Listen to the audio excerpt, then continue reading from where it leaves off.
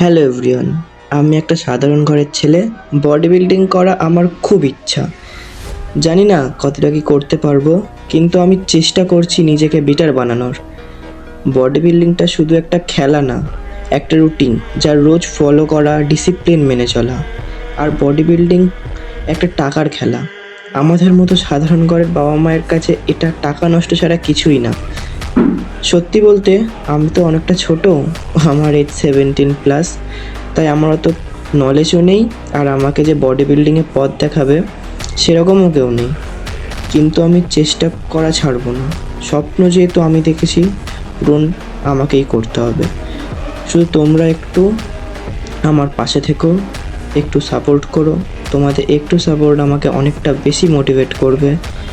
তো সবাই ভালো থেকো, দেখা হচ্ছে পরের কোনো একটা ভিডিওতে।